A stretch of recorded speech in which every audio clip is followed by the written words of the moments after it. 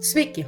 Šį savaitę truputį ypatinga ir aš užbėgsiu įvykiams už akių ir išduosiu paslaptį, kad visos šitos 3 kortos yra aštuntukai. Aštuntukai tai transformacijų ir pasiekimų metas. Pasikliaukite savo intuiciją. Mes turime ametistą, dūminį kvarcą ir rožinį kvarcą. Tad neskubėkite, pasirinkite ir pažiūrėsime, kokiagi jūsų aštuntuko supergalia. Taigi, jeigu pasirinkai pirmą, su ametistu mes turime apverstas 8 lazdas. Tavo supergalia šią savaitę tai gebėjimas sulėtinti laiką. Jeigu aplinkui vyrauja chaosas ir visi tik tai skuba, tu turi galią sustoti, įkvėpti ir priimti sprendimą be spaudimo. O ametistas padės išlaikyti vidinę ramybę, kol lauksi tinkamiausio momento veikti.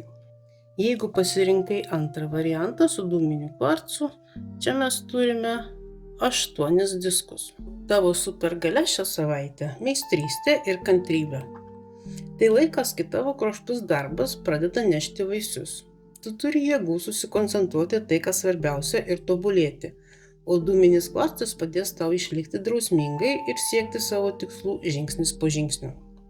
Na ir jei pasirinkai trečią variantą, čia mes turime rožinį kvarcą ir 8 taures.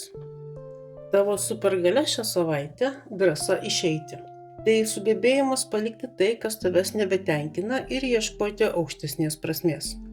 O rožinis kvarcas suteiks tau švelnumo ir meilės savo šioje kelionėje. Tu nebėgi ir nepasitrauki, tu tiesiog tobulėji ir augi. 3 aštuntukai vienoje vietoje – tai didelių pokyčių ženklas. O kuris variantas buvo būtent jūsų?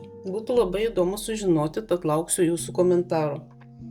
O susitiksime su jumis po savaitės. Sėkmės!